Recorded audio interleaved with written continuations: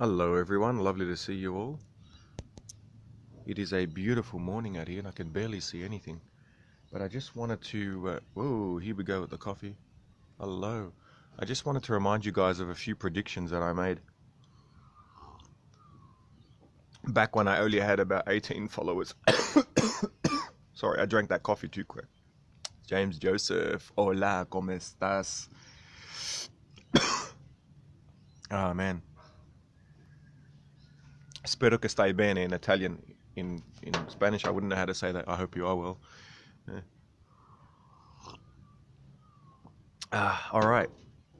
So here were some predictions I made. Obviously, if you go to my Facebook page at Gasmac, you will see that nearly 2.5 years ago, I said Trump was going to win.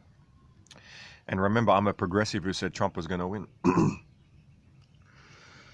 And I even bet all the money I had in my account. I'm not a rich person. I had $300 and I bet it, all of it, which means that if I lost, I would have had nothing to eat for 2 weeks.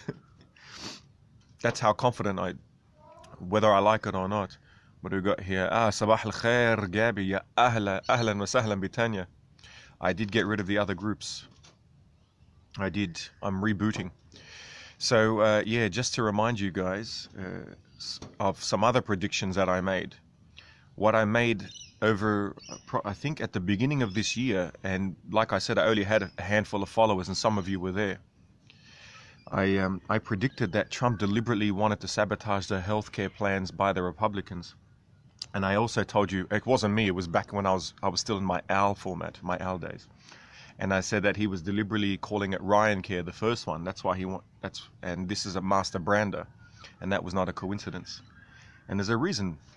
There's a reason for that. There's many reasons, but as I said before, you're not going to get both sides to agree. So what you have to do is you have to sabotage your own side first, and then you have to exhaust the other side. And once they are completely exhausted, only then, and now this is fourth dimension thinking.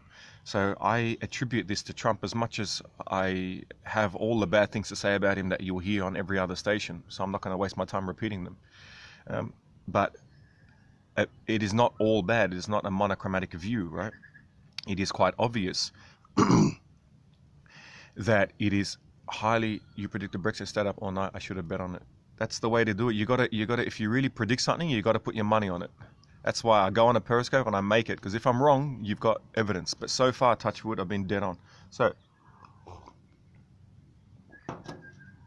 the point of exhausting both sides with the healthcare was that he could come up with a new version of healthcare that was going to become something that everyone would love. Now, this is not a coincidence, because this happens every single time. Now, the next thing was with Reince Priebus.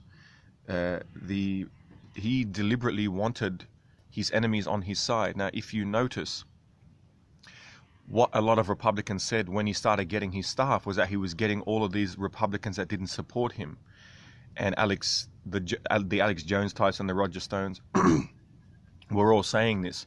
Roger Stone said something quite interesting. He said, keep your enemies close, right? And he knows Trump more than anyone. So I kept thinking about that, and I thought that actually makes perfect sense, because by keeping them, yeah, well, that's what it looks like, right? But who hired Scaramucci, remember? And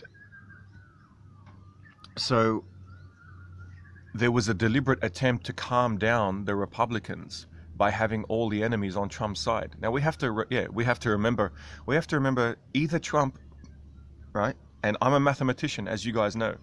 So if someone keeps throwing a six for 2 years, either they're the luckiest person ever to have lived, or the die's fixed. Okay? So when you remove your bias, and as I say, when I disregard my liberal bias and I look at the actions themselves, right, it becomes quite apparent that Trump has planned this the whole time, right? And it makes perfect sense when you factor in that 92%. Yeah, absolutely, there's a pattern. The pattern is that every single person that supported Trump all the way through did not get the jobs, right? That's true. By the way, 666 in Greek, when you turn it on its side, actually looks like the Hamas the Hamas logo on the head, which is quite interesting.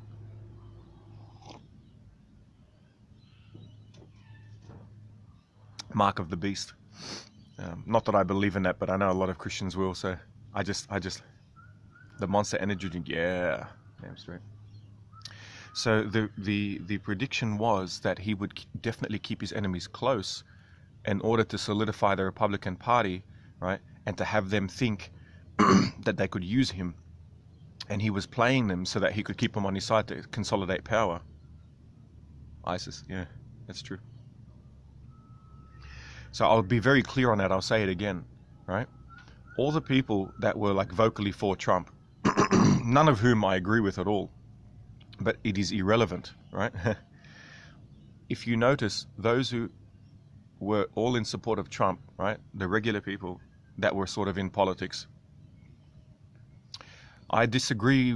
McCain in general might be a lying snake, but I actually think he saved America today. But I won't get into that at the moment. None of them got key jobs. If you notice, the key jobs all went to those whom Trump supporters were against. Okay?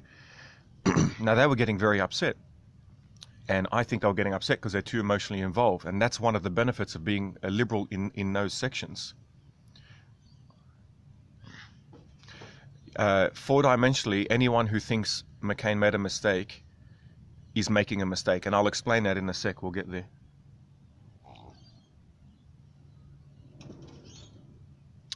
Trump could not have consolidated power if he did not get the rhinos on his side for the last 8 months.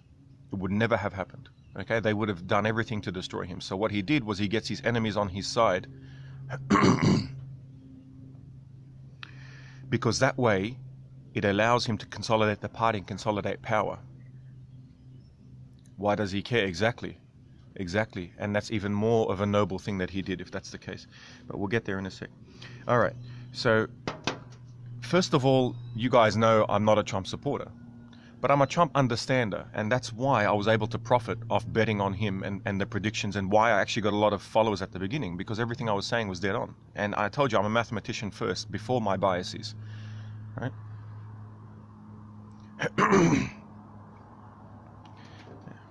James Joseph. So first of all, we have to look at the Orangemen, right? And we have to ask ourselves, is he unbelievably lucky? Or is he actually a lot smarter than he appears? And both of those hypotheses could work. But it starts getting to the point where it gets delusional to keep thinking that he's this lucky, that every single move he makes is the correct one, even though it looks bad. And that is the most dangerous type of enemy. So I say to my liberal brothers and sisters, if you ever wanted a chance against Trump, which you don't, which we have no chance against Trump at the moment, right? If I was there, maybe I could have a chance, possibly. Right? But you have no chance, because as long as you assume Trump is dumb, he is the enemy of yours that is the most dangerous. Very smart. I know people. Yeah. And I respect your right and support your right to love Trump. That's completely your right, and I'll defend your right to love him. That's the best part of democracy, right? That is what would keep us stable. When we keep trying to destroy the other person, that is when society collapses. So the point is that Trump now is going to do Cittadini.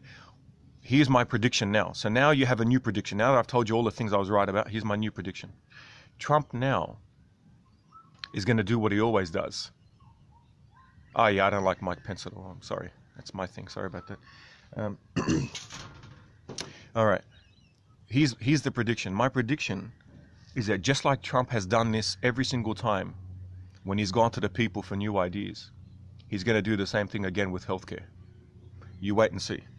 He's going to come up with ideas for healthcare that 60 or 70% of the country is going to be okay with. And it's going to be a road to full coverage. That's my prediction. You wait. The next 2 months, someone write down what I'm saying. Remember this podcast. We're going to come back in 2 months, just like my last predictions. And you're going to find that that's exactly what happened.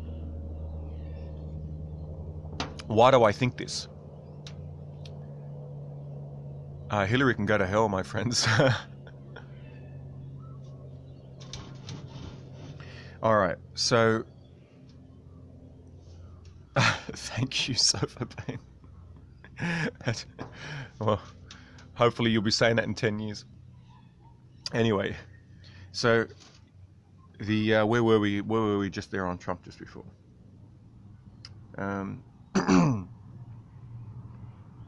Sorry, I completely lost my train of thought on that one.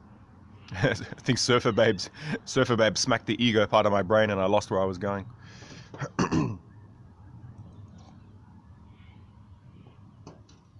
Sorry. The only way Trump could have gone to the people, which he's always done, by the way, as you've noticed, it's the crowds that he feels for, and he's been doing that since 2011, which I've spoken about before. I'm not going to speak about it again. The only way he could have gone to the people for healthcare is to exhaust both parties. So if he supported the Republicans, right, which he didn't, because he initially called it Ryan Care. That's what people somehow. How did 300 million people not see this? I'm sure many Americans did, but the media, the propagandist institution didn't see this. That he was calling it Ryan Care. This is supposedly this guy who is obsessed with himself who calls it Ryan Care. And I was saying this back in my puppet days. Yeah, well, we were just saying why exactly, and I'm sure we agree. It was a deliberate attempt to sabotage the healthcare plan, which is exactly the right thing to do. Now, what made it better? All right, what made it better for Trump is that the media was calling him an idiot. He needs that. He needs the media to call him an idiot, because that way they don't see his plan. See, if you think your enemy is dumb, then you're not going to waste your time trying to outsmart him. So it is actually a benefit to conservatives and to Trump supporters that the media hates him. It's a massive benefit to them, yeah. Right? So this whole time I'm sitting there, my liberal bias is getting the shits like you wouldn't believe. That might be what he says, but his actions are not consistent with that. His actions are not consistent with wanting a bill to pass. His actions are consistent with wanting both sides to be exhausted so that he can come to the people and develop a new bill so that he can be remembered as the guy who saved healthcare. And that was never going to happen until both sides were exhausted. And we've now reached that point. And it took what, 6, 7 months. So some people, not everyone's hearing what I'm saying on this, but that's fine. Some of you heard that. And I'm going to give you an analogy. Let's say I'm leading two people, and those two people hate each other. Are you a US citizen? No. Those two people hate each other, right? Lilibel knows. All right? What am I going to do? Kevro is my friend, right? And Kev Bourne is my friend. Kevro is like me on the left, Kev Bourne is on the right. Thanks, Nate. All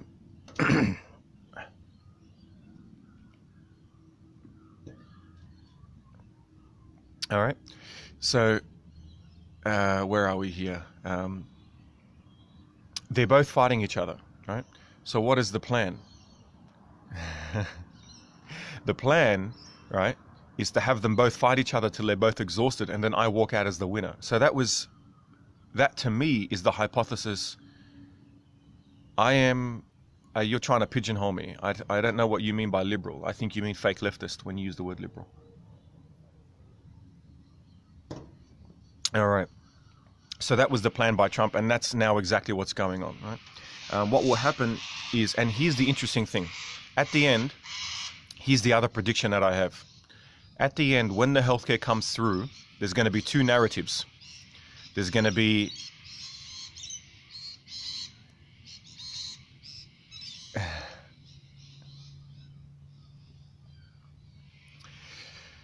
what we want, right? What will happen, and this is part of my prediction. There will be two versions of the story. When I come to the US, we're going fishing, Patriots. All right, I will do it for you guys. All right. Oh, thank you. I appreciate it. All right, people come on for all sorts of reasons. All right. So my prediction is that there'll be two narratives at the end, and you wait and see. So don't think that each side is going to agree on why this happened. You're going to have the Trump supporting people, right, who are going to say that Trump did it, and Trump brought back America, and he got the healthcare for the people, right? And you're going to get the propagandist media and actual liberals, genuine liberals as well, will probably think that Trump was so hopeless, right? He got so exhausted, and we're lucky. I'll get to that in a sec, but good question. And we're lucky that Trump failed, so we got a better healthcare from the people, right? And both of those stories are completely contradictory. Mehaba. And those contradictory stories will both make sense to each party, to each side of U.S. politics. That'll be my prediction on the healthcare. But either way, it won't matter because you're going to get full coverage, and at least you're going to get a road to full coverage. And you know, the fact that 3 days ago they started discussing stuff from Australia, which is, you know, our healthcare system, which is a great step in the right direction. Americans wouldn't do that until they beat each other up first. That's what Americans do. I mean, your whole country was born on beating the shit out of the British, and then you figured out what to do with the country. What country you live in? At the moment, I am in Sydney, Australia, man. But fingers crossed we will go back to the Middle East at some time soon now that the sun is rising. All right, so that's my first prediction. Now, coming back to what you guys said about John McCain, rebellious. He lives in Pussyville. A lot of pussy around me, my friend. All right. So, now here's the next part I want to talk to you guys about. John McCain. Now, of course, being a liberal, I'm not going to like John McCain, right? But at the same time, a lot of conservatives don't like John McCain either, or, you know, the Trump-style conservatives. Here's why I think John McCain saved America, right? I denounced the Democrat Party, I think a month and a half ago on one of my scopes, because they're now fake leftist. But just to welcome all new people, I am what you call a true liberal. We don't have a party at the moment. How do you feel? Tough? Walking idiot. Well, I'm not actually walking at the moment, and I don't feel tough. It's interesting that you projected that. Your desire for being tough maybe be due to your tiny penis. That could be possible. Talking idiot, as opposed to a typing idiot. No, I love the trolls. They're so much fun. They help me. They help remind me about what I can now do that I couldn't do at school. At school, I used to cop the abuse, but now I've learned how to dish it back, which is really good.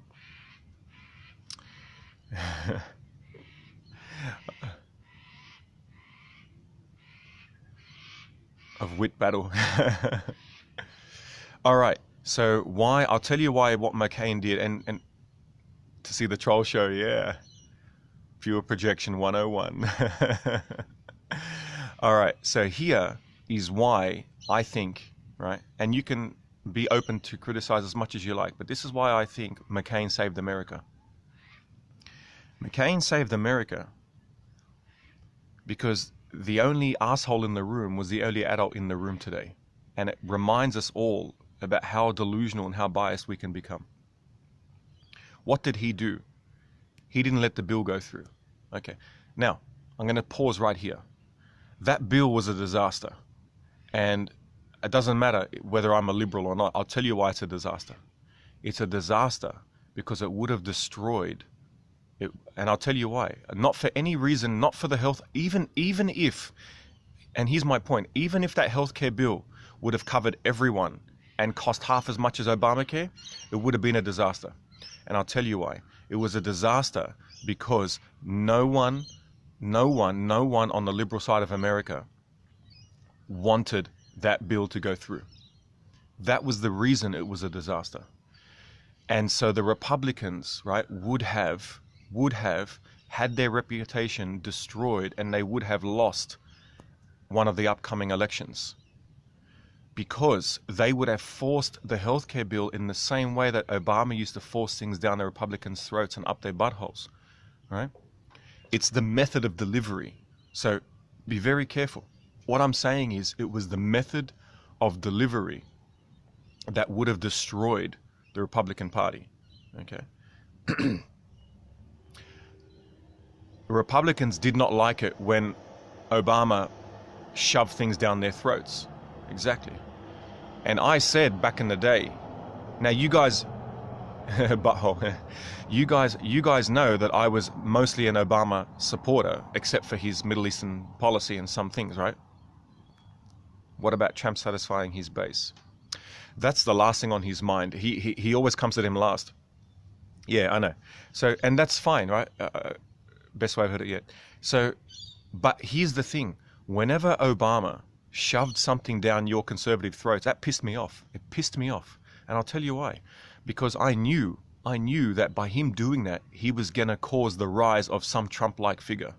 And that's exactly what happened. Right? Obama's actions created the desire for Trump. Now, not just Obama, but that was the last straw. So what I'm saying is pendulum. Yeah. So the point is never, ever, ever, if you're in a position of power, if you're in a position of power, you don't shove shit down your subordinates' throats, right? If I'm bigger and taller than you, I don't punch you in the face, because one day you're going to find someone bigger and taller than me, and they're going to punch me in the face, right?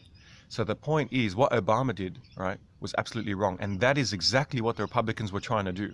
They were trying to punch down, and that is the mistake, and that is why that McCain, in all of his grossness, saved America.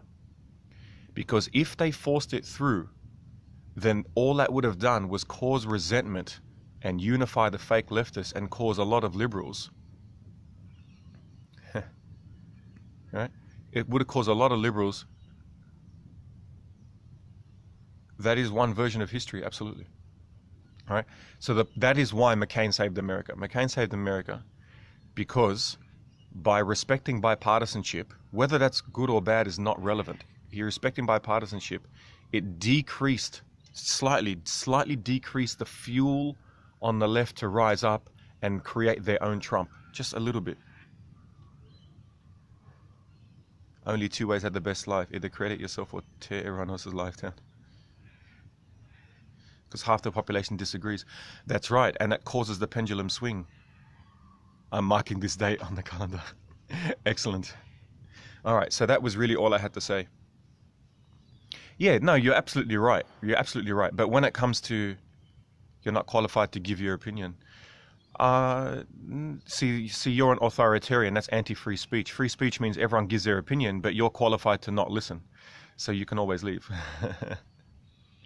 But you have to ask yourself, why are 23 other Americans listening to me?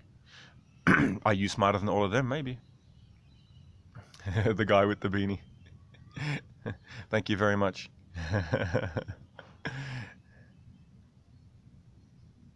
You are always a privilege to talk to all of you. All right, that's all I had to say, man. I got to get back to my quantum mechanics. Yeah, no, I love trolls. I love trolls. That's why I'm into freedom of speech, because I'm a troll myself. You know, I mean, I'm doing this.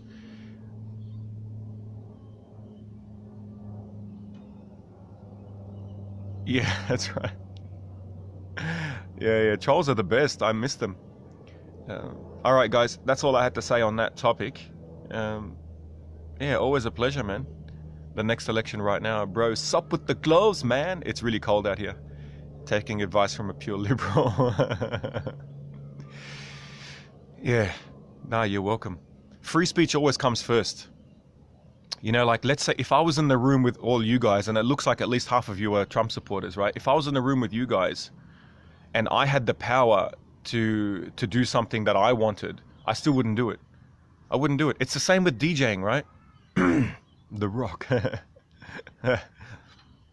Same with DJing, right? Like when I DJed, I love old school hip hop. I love old school hip hop. But 90% of the parties I DJed, they didn't like old school hip hop because most people in Australia are white dudes, right? You know? Yeah, it would have been fun. Opinion on the Queen. So you have to do what the crowd wants, right? And you have a share in that. It's a degree of humility that's required, right? I have to acknowledge that, for example, what have I got here? I've got Lynn, Norma, Freedom, Bill, Miss K, Junkie, Patriots, Karen, Lilibel, Simon, Liran, James Joseph, Kim, Jennifer, Charles, and a few others. We have to agree. I'm not going to go and say to Junkie Chucky, hey, you're a conservative, fuck you, right? That's not going to happen, because in the future, when I get sick or he gets power, he's going to say, well, fuck you right back. How is that going to help anyone? So that is the point. You've got to try and put your biases on the side to get things to go through. That is democracy. You've got to have the patience for everyone to go through all of their thoughts, all of their, I don't know about nice, like I can say fuck you, you know, and but not do anything about it, right? Like that's the too funny. What are my thoughts on the even if I hate? Yeah, I mean, even if I hate you, right? Like that's, you have to, right? But you're gonna get people who are ideologically driven, right? The fake leftists, you know. Gay marriage being legal nationally was a bad move. I do think it was a bad move. I think it should be left up to the states. And but I agree with you more than I disagree. Yeah, that tends to be the way, yeah. Because I like to take the high ground. You know, if I talk to you guys about pro-choice and pregnancy and all that, we would disagree straight away. But that's not what's important, diplomacy. Yeah, look, it should have been left to the states, because what I think would have happened is it still would have come, if it was left to the states, over time, all the states would have legalized gay marriage, guaranteed. But by forcing it, what happened? My fingertips are cold. They're very cold. What happened by forcing it upon the country? Maybe, right? You heard my reparations. It created resentment. Exactly. And you want to avoid creating resentment at all costs. At all costs, you want to avoid creating resentment, because that resentment never goes away. And that is exactly what helped. That probably helped Trump another 1%. Yeah, because states' right is anti-ideological. That's the point. Anyone who's ideologically driven, doesn't matter from where they originate, right? They could be on the left, on the right. Authoritarians, they're my enemies. I don't care who they are.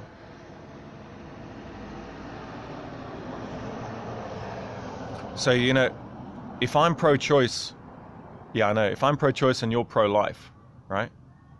All right, good on you, Preciano. Ci vediamo dopo. We'll see you soon. I am not going to force my opinion on you. We're going to have the discussion until we're exhausted. That's the only way it's going to work.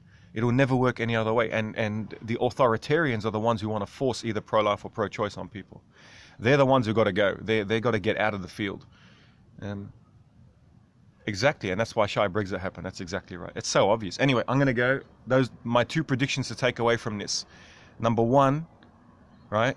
We are going to move towards a healthcare that the people are going to love. That's number one. Overpopulation is a hoax. I agree with that. Exactly why you had shy Trumpers. They were hidden in the Gary Johnson vote. I did a mathematical analysis on that. There's one of my scopes, like I think 400 scopes ago, you'll see that. So one prediction is that the healthcare now is going to turn to the people, and you're going to get some amazing new technological stuff coming through. And the other prediction is the one I gave, and I forgot what it was. All right, we'll see you all later. I'm going to Gabversity, man.